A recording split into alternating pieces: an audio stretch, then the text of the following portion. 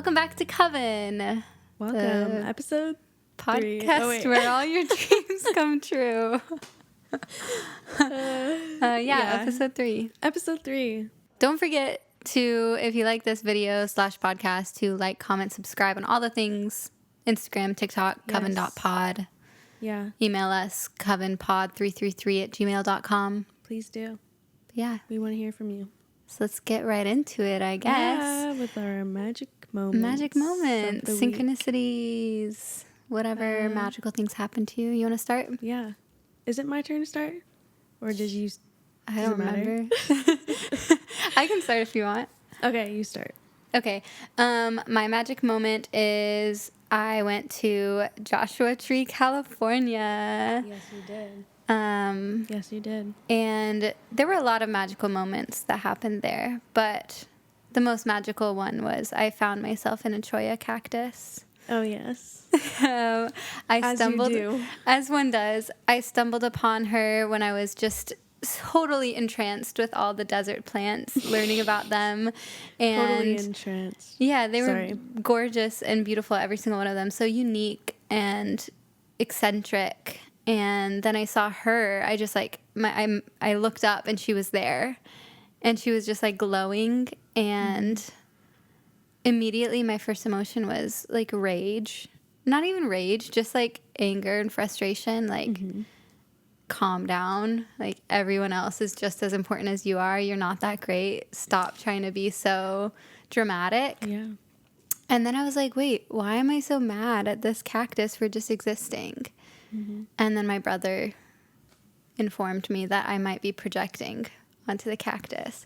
So then I had a very special moment with the cactus where I felt like, oh, this is how I speak to myself. And this might be how I feel about myself. And maybe I just need to let myself glow. And that doesn't mean that I'm stepping on anyone else or dimming myself or outshining anyone, because everyone glows just the same, but in different ways. Yeah. That's beautiful. That's my magic moment. That is magic for sure. That's beautiful. Thank you. I love that. What about you?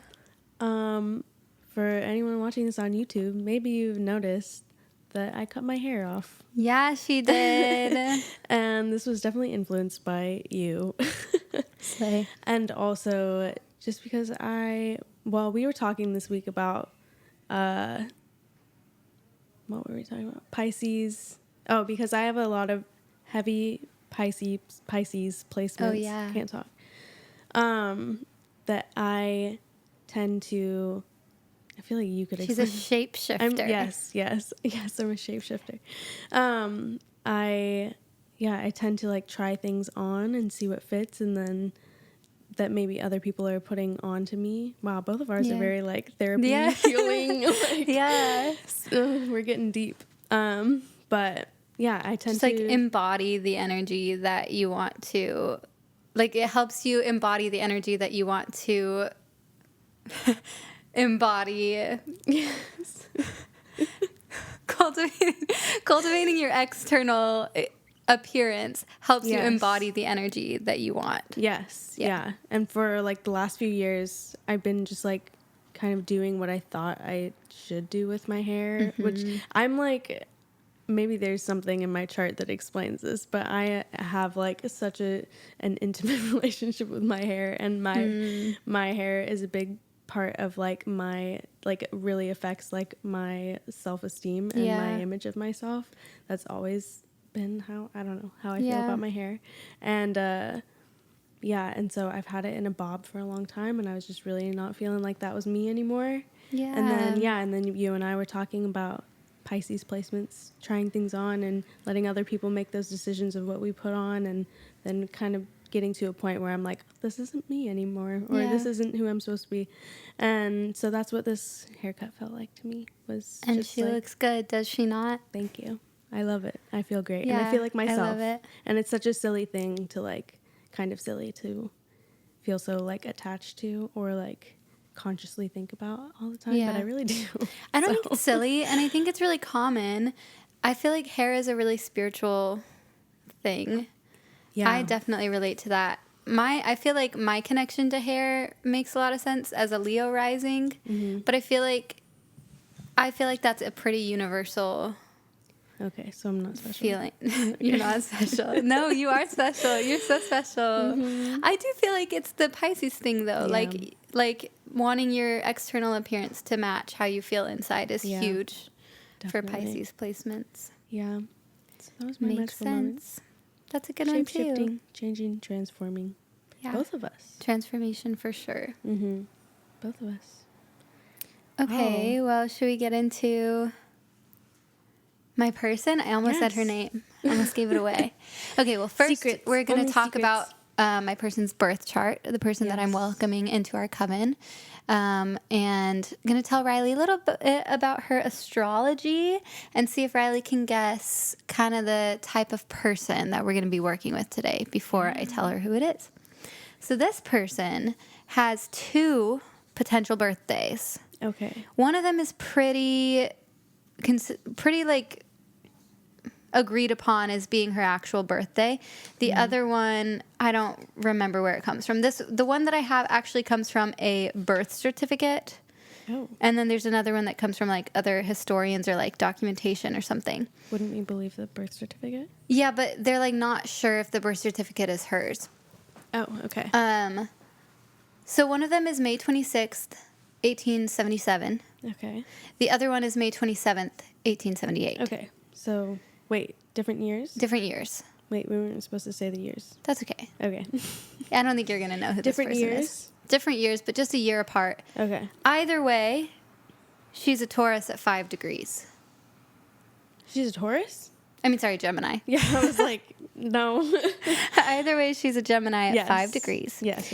I'm going to start with the one that's May 26th. And there's also an exact birth time, so that's kind of helpful. Wow. I just put the birth time in for both of them. And I actually feel like the one that's agreed upon, the more that I looked at the birth chart, makes the most sense. But I'll talk about this first one first. So May 26th, 1827, 2:20 a.m. makes her an Aries rising. Okay. Gemini sun, Scorpio moon. Ooh. It makes her Gemini sun exactly conjunct her Mercury in Gemini. Okay. So that would make her born on a Mercury Cazimi in her 3rd house. So that just means Mercury is conjunct the sun in her 3rd house. And in Gemini. So super in Gemini. It makes her Scorpio moon directly opposite her Pluto. It makes her North Node in Pisces, pretty close to her Saturn in Pisces in her 12th house. Okay. And it makes her Jupiter right on her midheaven in Capricorn. And her Mars in Aquarius at 23 degrees in her 11th house. What was her moon at? Scorpio in her degrees. 8th house, 26 degrees. Oh, okay. Wow. Okay. I know, it's kind of all over the place. A little bit. But what did you say? Wait, did you say she's an Aries rising? That there was something you said the other day to me about Aries risings. That was like, do you remember? Do you know what I'm talking they about? seem to embody every phase of life like wholly. Like everything they go through is like the stereotypical phase of life that someone should go through. Okay. Do you feel like that fits for this person? Yeah. Okay. In a weird way. It's like the extremes of every life phase for sure. Okay. Interesting. Okay. And all her Gemini makes me think that she was like... Okay, wait, but you said dancer last week, right? Can I keep that in mind? Yeah, that was the clue last week. So yeah, Gemini gives me like performer vibes. And like definitely, I feel like the Geminis I know love to perform. They love the attention a little bit. This Scorpio one's like moon. hard to piece together from her birth chart, but Her life. continue because there's just like a lot of different facets of it. Okay. And then her Scorpio moon shows me that she's got some like darkness in her too. That's, I don't know. Yeah. No, Wow. that's accurate. Okay. And the Gemini, I would say, is like also stereotypically what you would think of with Gemini. Okay. So like like Gemini 3rd house, Yeah. like the writing stuff and like speaking is in communication is definitely big for her. Okay. The other birth chart that I think it's actually that first one we just went over, but the other one that people kind of talked about, she's an Aries moon. And I think I included it because I wanted her to be an Aries moon because I'm an Aries moon. Of course. And I was like, yeah. It also does fit her to be an Aries moon, but this one just makes more sense. There's also a lot more squares in this chart than the other one. The squares make sense for her because she just kind of had to do everything the hard way, it seems like. And thank you so much, fire department, for saving lives. Anyway, the squares make a lot of sense for her because, she like worked, kind of had the hard way of going about things. Took her some more time to achieve what she wanted, but ended up achieving a lot. So does that just mean she has like a lot of blocks, like you talked about? Yeah, blocks, and just like it just takes some more time. It makes somebody more driven and focused. It makes it a little bit harder for them to achieve the things that they want. Okay. But it also makes it kind of hit a lot harder. Creates a very like tough individual. Okay. Interesting. The other one has a couple squares, but it's definitely a little more trine focused, and she has a lot of Taurus in the other chart, and it would make her north node in Aquarius as opposed to Pisces, which is interesting. But before I get super into that, I guess I will tell you who we're working with. Yes, please. I have no idea. This is Isadora Duncan. That name sounds familiar. She's incredible. She's known as the mother of modern dance. Oh. Even though she wasn't the first, technically, to do it. But yeah. Exciting. I don't know anything about her. I just feel like I've heard the name. So yeah. Okay, good. Let's go. I'm excited to get into this. Okay, so without further ado, let's get into it. Isadora Duncan was born in San Francisco and raised in Oakland. That's very close to where I'm from. Northern Cali girls. She was the youngest of 4 kids. Her mom, also named Dora. Cute. I like those names. Was a single mother. She had a father who left when she was very, very young. Well, they got divorced. Her mom left her dad because her dad was very eccentric, but he was kind of a scam artist. He got all of his money from very shady places, and he would buy all these big things and promise all these wonderful things, and then would lose all their money and put them in bad situations. So they got divorced when she was really young. Terrible. But her mom was a piano teacher and super creative and supportive of all creativity and expression. And her mom wasn't religious. And this was in a time when, everybody was very religious. Wow. So her mom actually actively spoke out against the church and did not like it. Badass. So Isadora was raised in a very unconventional home. Yeah. Kind of sets the scene there. For most of her childhood, her mom would play piano, and she and her older siblings would sing and dance along. Just kind of play all the time. One time, her dad came to the door. Basically, she didn't know it was her dad. But he came to the door and she answered and was basically trying to reconnect with everybody. And she went to tell her mom, and her mom was like, no, tell him to leave. Like, I don't want anything to do with him. But Isadora went out and got ice cream with him, and he was like, I'm your dad. LOL. Oh, and she ended up writing that basically that she loved him and had nothing bad to say about him. And he was so eccentric and fun and thought he was a great dude. Interesting. And she credits a lot of her personality to him as well. She loved dancing from a young age, so her mom put her in ballet lessons, obviously a very supportive mother, but she absolutely hated ballet. And she's quoted to have said that ballet was unnatural and a school of affected grace and toe walking. So she clearly hated like the organization, the structures, the traditions that were in place. She was like basically born to do things differently. And that was something interesting about her birth chart too. She had her Mars opposite Uranus, her Mars in Aquarius.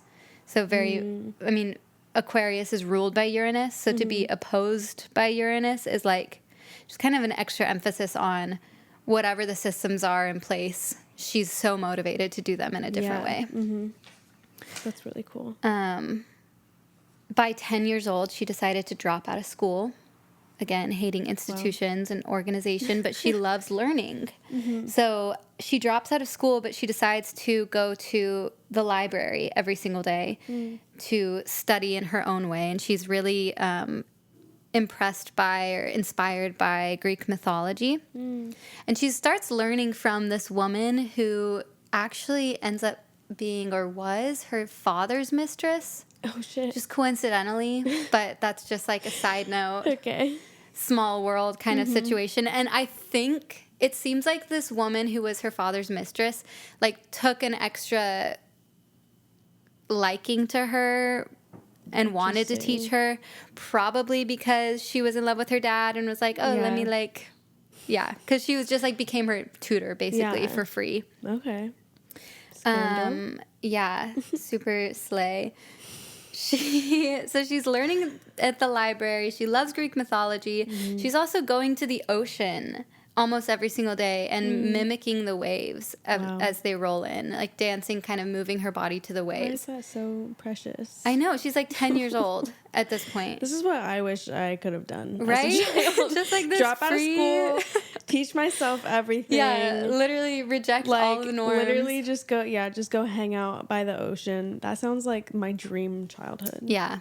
Yeah, and she was definitely, they were super poor, but yeah, it was a time before, I guess, there were, like, rules about all that. I don't know, must be. Yeah, you'll, like, get in a lot of trouble if you don't let your kids go to school. Yeah. So. Especially that young, that's crazy. I know, super.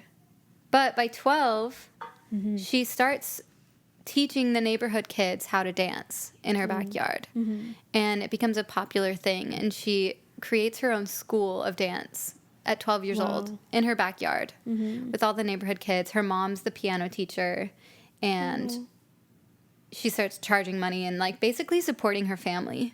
Wow. From teaching kids by the time she's 12 years old. And so she just falls in love with it more and also falls in love more with dance.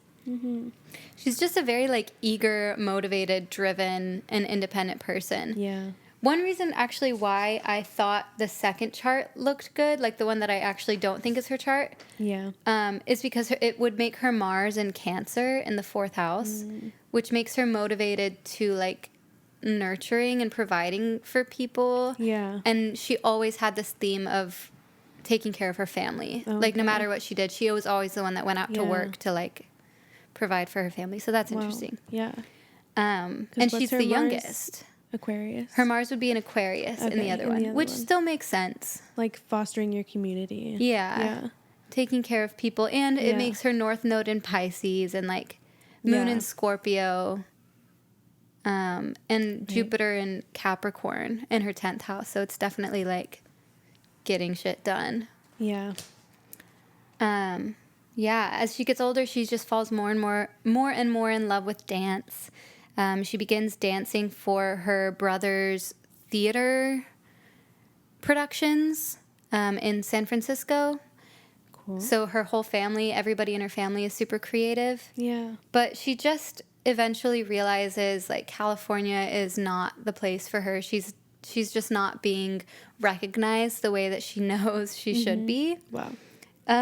She believed that she was the way she was dancing expressed the true soul and embraced the feminine form. I wish we, like, had videos or something. I want to see her. Yeah, not of her, unfortunately. Oh, wait, yeah. Too early. But her dance style and people who were not long after her, there's some videos of. And I actually put a link in this document, so I'll send it to you, and I'll put it under... Yeah, maybe we can post a clip the show or something. Notes, on the Instagram/TikTok. Maybe on TikTok. Yeah, I'll see if we can do that. Yeah. That would be good. Go check out our Instagram and our TikTok. If you want to see Isadora's dancing style. Yeah.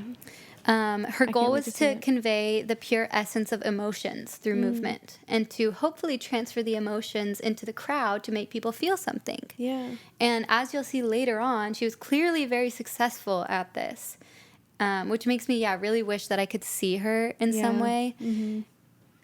Because I feel like movement is such a spiritual thing. Definitely. Like, on my own, I love to dance. am so embarrassed to dance in front of people. No, me too. I'm the same. But I'll dance in private. I won't in public. Yeah, but in private, It's you intimate. just put on, it is intimate. And the fact that she was so, like, passionate about, like, I don't know, in a time when no one really was dancing in that way, at least definitely not in public. And still in, like, a very modest society, too. Totally. And, she, like I said, she was not technically the first to do this more modern dance, but she was the first to choreograph music that was not originally written for dance. Oh. So I guess at that time, people were really only dancing in public to music that was made specifically for dancing. Sure, like waltz and stuff like that, I guess. Yeah, and I'm curious about the other modern dancers of the time. I didn't do any research on that, so I'm not sure. But if you know the history of modern dance, let us know. Yeah, please inform us, educate us. All I know is that she wasn't the first, but she is known as the mother of modern dance. Very cool. And her style combined echoes of ballet, but with more natural, free movements. And she was always barefoot. I feel like I can see this in my mind. Yeah. Like I'm picturing it, and I hope what I'm picturing is. Yeah, cool. I felt the same way. Yeah. And when I found the YouTube videos of like her style, it matched what I had pictured. And it is really beautiful. Yeah, it sounds like it. And it makes sense. Like, it is natural and free and feminine, and I understand how she was inspired by waves. Yeah, I love She was that. also inspired by Greek statues and Greek mythology.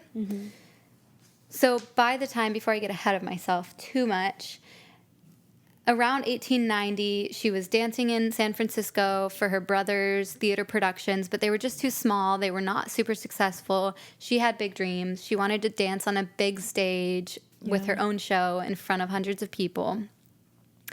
And she believed, I mean, she just seemed to be so confident. She had no doubt in her own abilities and her own genius.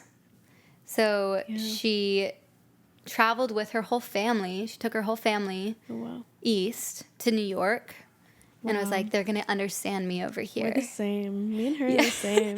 Literally the same life. Wow. Same life path. She was like, they're going to understand me in New York. They just don't get me. They're too close-minded. I just need to go to New York. So she brought her whole family over with her mom. She and her siblings had a whole show that they put on. They called themselves Clan Duncan, the four of them. Yeah. They danced in New York and Chicago, but none of it was really what she wanted to do. It was not really successful at all. They weren't getting their own shows. They were kind of getting just like parts in other productions. She was getting a lot of solo work, but in random things that were not hers, that she didn't like, and in dance styles she didn't like at all. So she was like, okay, this is just not working. Eventually, she met this stage producer in New York and basically was like, I guess she liked him, or he was like well-known or something, and she waits at the stage door after the show. And he comes out and she's like, hey, I'm Isadora Duncan. There's a whole quote online that maybe I'll also post in the stage notes, but she is basically like, it's really long, it's really wordy, and it's alarming because she's just like, hey, I'm Isadora and I'm a genius, and if you don't work with me, then you're dumb, and I am the best dancer that you're ever gonna meet, and goes on like it's this whole paragraph. I aspire to have that level of confidence. For real. That's amazing. And she's like, he seems to, more than anything else, he seems to agree just because he's like, okay, I get it. Shut up. Yeah. Doesn't want to deal with it. Wow. So he's like, okay, fine. Like, you want to be a fairy? Like, I'll put you in this production of Midsummer Night's Dream that I'm doing. Yes. Yeah, so she bombards this stage producer, and he's like, okay, fine. Come with me. You can be in my production of A Midsummer Night's Dream as a fairy. Sure. So that's kind of her first taste of, like, a big stage production. Without even seeing her dance? Without even seeing her dance. Okay. Just because she assaults him, essentially. Wow. So she absolutely takes this opportunity in the first performance. It's an absolute hit. She is supposed to go on and just do this very specific small dance, choreographed dance. Mm-hmm. But she takes over the stage and does her own dancing and stays on way longer than she's supposed to. Same. But the audience loves it. Yeah. They absolutely eat her up. The producer did not love it so much. I'm like, I bet everyone else was pissed. Yeah, he's like, what are you doing? This is just not. But he's like, okay, I think she stays with him anyway. And he takes her with this group. He's like, fine, but if you want to come to London, if you want to do this with us, like, we're going here, but you have to figure out how to get there. She doesn't have any money. Also, from her other performances in the States, there was a lot of controversy, or people just didn't really like her. They didn't really understand her because she was barefoot and her arms and legs would show.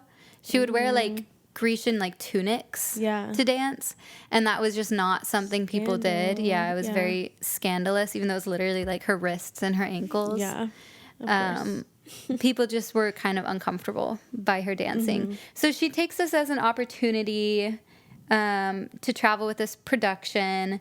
She ends up sailing across the Atlantic Ocean on a cattle boat with her family to save money. Wow. Changes her name on the cattle boat briefly just terrible. To kind of like protect her reputation. It seems like she doesn't want people to know that she's as poor as she is. Again, takes her whole family with her. 1896 is when she first met the producer. She goes across the ocean when she's 21, so that would have been like 1898. She leaves that production with the guy, and she's barely scraping by on money. She's doing random events and gigs, again, to support her family. She and her brother, in her time off, are dancing. They're dancing in front of the Greek statues at museums, mimicking the movements, just having fun in her time off. She happens to catch the eye one night while she's doing this in a garden somewhere in front of Greek statues in her tunic, being eccentric and Isadora. She catches the eye of Mrs. Patrick Campbell, who is a famous actress of the time in London, and she's absolutely captivated by Isadora. She invites her to come perform at her fancy parties and gatherings. Women supporting women. Yeah. We love that. We love to see it. So Isadora begins dancing at these fancy parties around famous people, and she even ends up dancing for some British royalty. Wow. And she becomes kind of like this party trick for the rich and famous. Dang. But it's like making some decent money. It's just not necessarily what she's like wanting to do, but she gets more and more of a reputation. Eventually, she gets dancing on stages again. When she goes to Paris, she starts to build an audience for real. Dancing on stages, the audiences get more and more packed. And then by the time she goes to Budapest, she's just like touring around everywhere dancing. When she gets to Budapest, she becomes an absolute star, celebrity. Everybody loves her. Wow. She's sold out shows. Her dreams are coming true at this point. It would be really interesting, too, maybe this is something we start doing, to have, like, astrocartography with these people. Because I'm like, these places that she's ending up. Yeah. Like where did everything in America was just, like, not aligned, maybe she has more like, Jupiter more lines positive, or something. Placements and... Yeah, and that like would Budapest be is like, how did she end up there? This girl from Oakland. Just a super random chain of events, like somebody knows somebody and touring around on different stages. Yeah, Budapest is like where I was reading she just really took off. Wow. But she loves Paris. Like from her time in Paris, that's really where she found her audience to begin with. And she loves France. That feels like same home girl? To her. We're the same. Yeah, I didn't even realize that you guys really have similar paths. It's me and Geminis. I love Geminis. Yeah, that's so funny because you don't really have Gemini. No, not at all. Or Sagittarius. I should not like them, but I do. But I guess you have your Pisces placements, and that's like square Gemini, so they like help you grow. Oh, that's sweet. Interesting. Well, she sounds like my kind of girl. Yeah. I like her. Yeah, she's super cool. Super cool. Yeah. So in Budapest, she fulfills her dreams of having her solo show on a stage backed by a full orchestra and sold out performances. Yes, girl. She's like super successful, super famous, living out her dreams. Gertrude Stein even writes a poem about her. Dang. Called One Dancing. And she's described as the representative of the modern woman artist. Wow. She's kind of like one of the main faces in the modern art movement, especially with women. As you go into the 1920s and you see women kind of embracing this like shorter hair and the flapper style. She was on the front ends of it. Yeah. Wow, how cool. With all of her success, she decides she wants to finally go to Greece, a dream of hers, and where she, found all of her inspiration to be with her beloved ancient inspirations. Yeah. So she takes her whole family again, and she vows to build a temple to art on a hill. But she doesn't have She is a witch. She's a witch.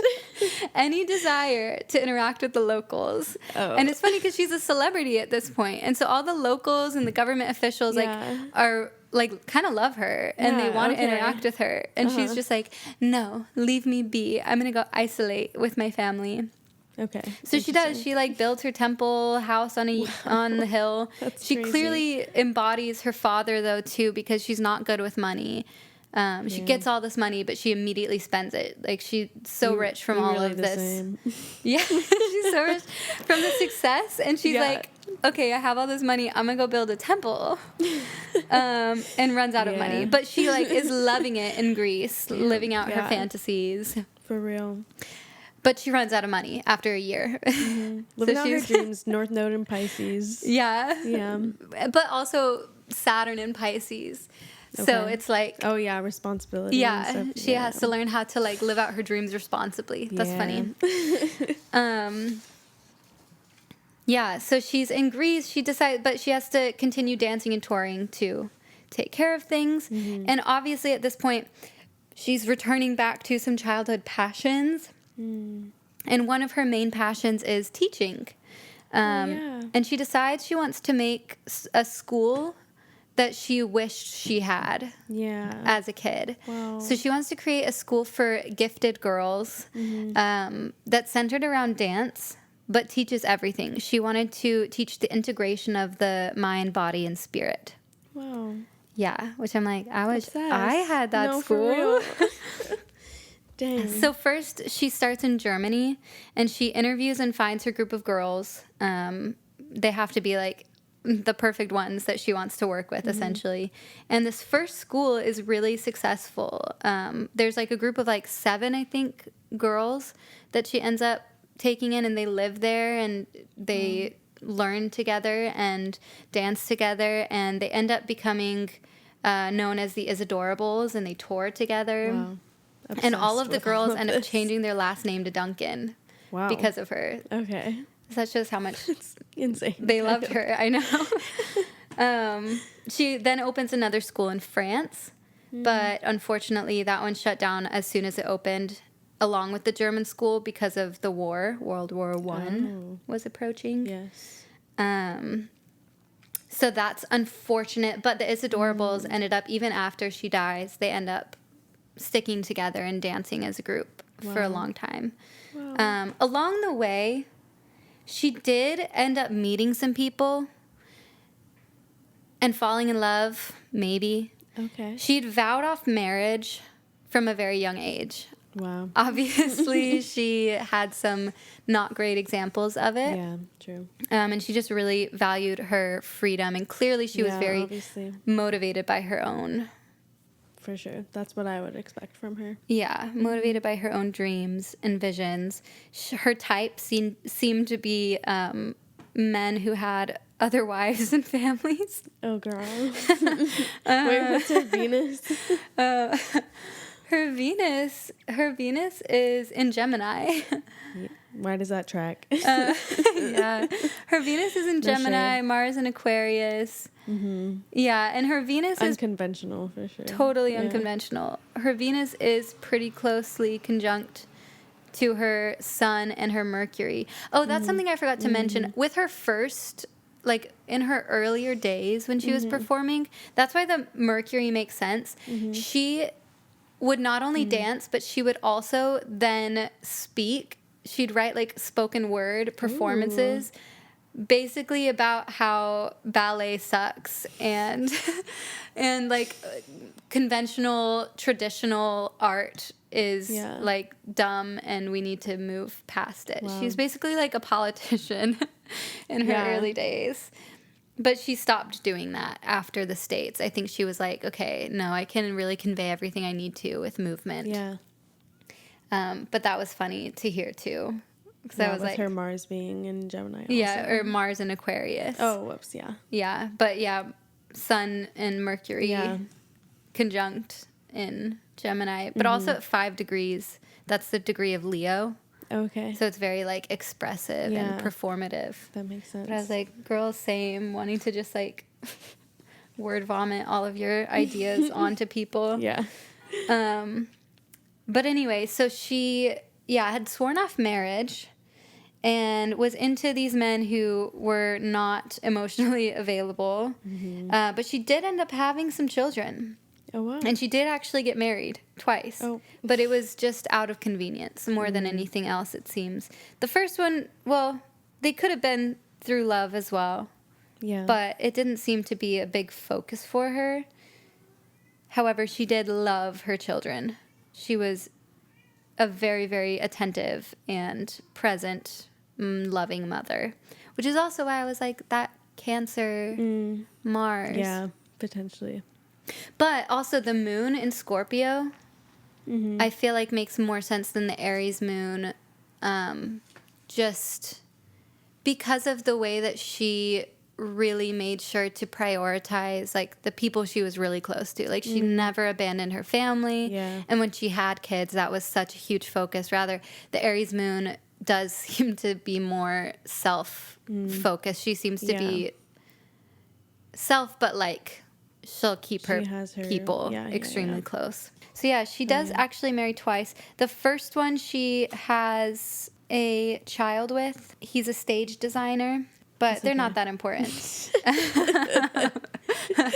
she doesn't stay with him. It's okay. He's a stage designer. She has a daughter with him. She meets him in Italy. Okay.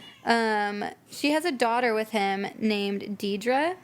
And then she ends up having another child with the heir to the Singer sewing machine. Oh. Patrick Singer. Very cool. And she's not married to him.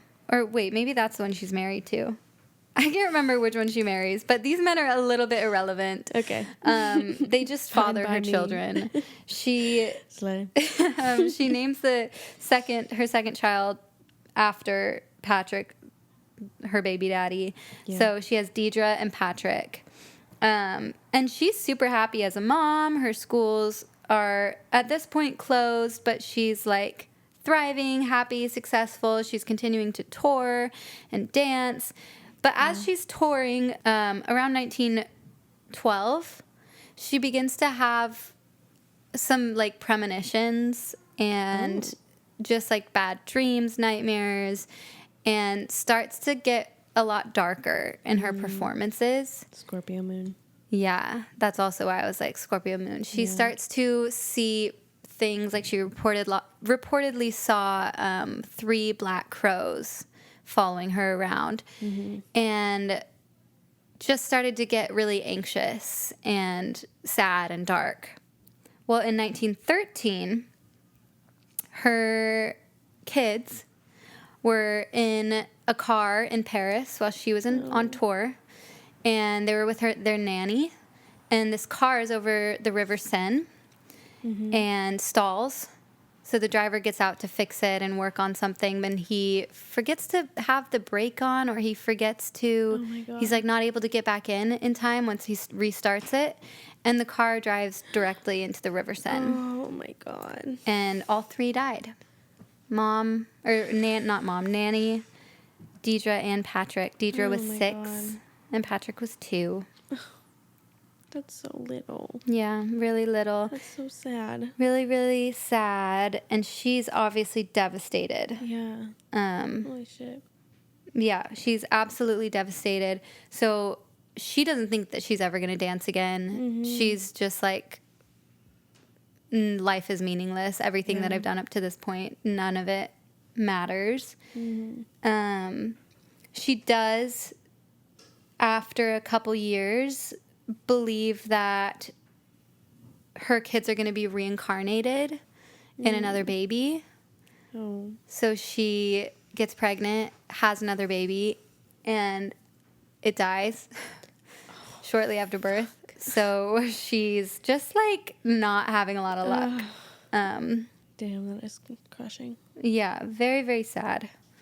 But she's mellow for a minute, but then she decides to kind of direct her grievances into education again and kids through schools. She still has this passion for schools. Through her time in dancing in Russia, this is like the Bolsheviks are kind of coming into power, and she's made good terms. She's made a good impression in Russia. Okay. And the Bolsheviks like her. They think that she's modern, that she is bringing a new dance style. They think that she's ahead of her time, and they want to be on the front lines of it. So they tell her, come to Russia. We'll support you. We'll give you a school with 1,000 students and all of this money. So she's like, okay, yeah, I guess all of the sadness, darkness can be used for something positive. She goes to Russia to do this, where she meets another man. This is going to be her second husband. He's a Russian poet, and he's 17 years younger than her. Oh, shit. At this point, how old was she? At this point, she's like 40. Okay. Yeah, this is like in the 1920s. Dang, Yeah. He's 17 years younger than her. He's a Russian poet. He's like 27 or something, and she's like 45, I believe. Okay. Is that right math? Is that correct? I don't know. Anyway. This is not a math He's podcast. a lot younger. He's a lot younger than her. Okay. Wild. Yeah, she falls in love with him, but they really marry because he wants to move to the States.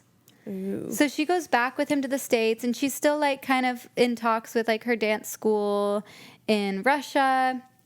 But she goes back with him to the States. He gets his green card. He's like got a lot of mental health issues. He's also reportedly super abusive and like aggressive and like verbally abusive. Yikes.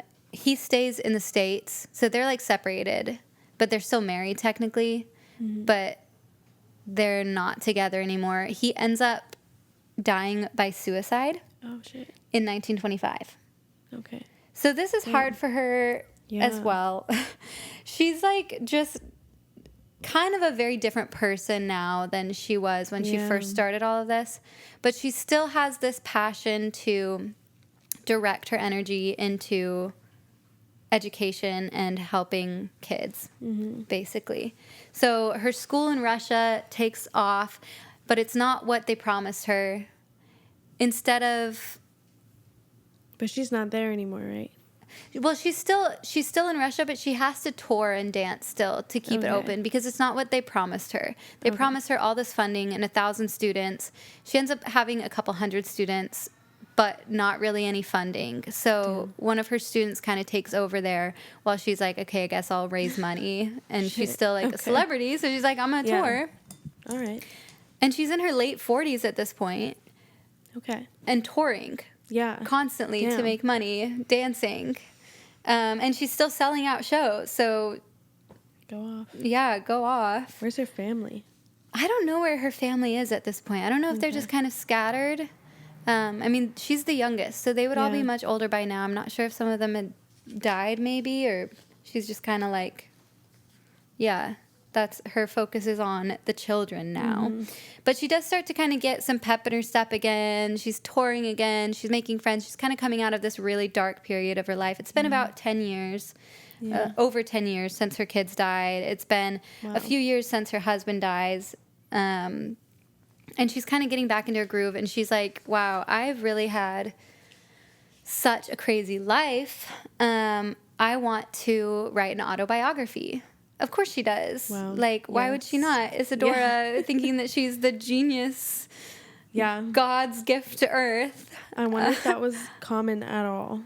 I don't know, point in time. Obviously, everyone does that now. Right, but if that was a common thing. I guess a celebrity, autobiography. Yeah. That would be interesting. I don't know if a lot of people were doing that. She's going to be the one who wants to tell her story. Gemini. Yeah, exactly. Aries rising. Mm-hmm. Yeah, she wants to tell her story. She's in control, yeah. She's dramatic. Believes that she's just the smartest, most gifted person. And honestly, like, sounds like she was. Yeah, so not far off. Props to her for just, like, knowing who she was. Yeah. That's that Aries rising vibe, right? Yeah. Yeah, Aries rising. And Jupiter in Capricorn, I'm like, just like her abundance, and in her 10th house, it's like her abundance comes from really like taking control of her own life and where it's going and presenting it to people exactly how she wants it to. But she continues dancing until she's 49 years old. Wow. And she completes her autobiography in 1927. That's also when her final performance is in 1927 in Paris. She's 49. And she's kind of like back on her feet, back in her groove. She's older now. She's widowed and childless, but she's found peace and purpose again. She's thriving because her focus has shifted to her schools and dancing. And she's just kind of felt a lot more at peace with the way that her life has gone. So she's 50 years old. She's hanging out with some friends after a show in Nice, France. When it's time to go, she gets into her fancy sports car. She has a driver. She gets in the back seat. She's laughing, and she looks at them and says, "Je vais à l'amour." I don't speak French, so Je vais à l'amour. Excuse me on that. But it means I am off to love. And she brushes her long scarf over her shoulder. And unfortunately, the scarf gets tangled up in the wheel spokes, and before anybody has time to stop it, the driver steps on the gas, and she dies. She got run over? No, she's in the car. She gets strangled to death by her scarf. It gets caught in the wheel spokes, in 1927. Shit. Okay, well, I was right then, initially. Yeah, that's what I thought. I thought you just, like, figured that's where it was going. No, that's not funny. That's dark humor. It's definitely not funny. I'm sorry. But, yeah, that's... Fuck. Yeah. That is so sad.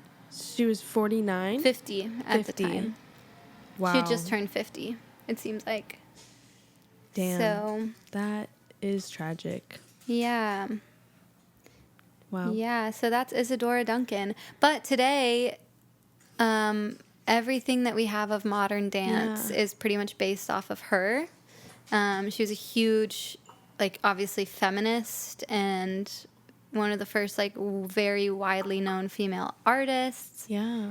And just seems to embody everything that I really value, like independence and mind, body, soul integration, which is also why I said last week, similar to Hildegard, like that integration. Yeah. Education. Yeah. Like the spirit as well as intellect, all of the things. Mm-hmm. So that is why I've welcomed Isadora Duncan to our coven. She is very welcome. Wow.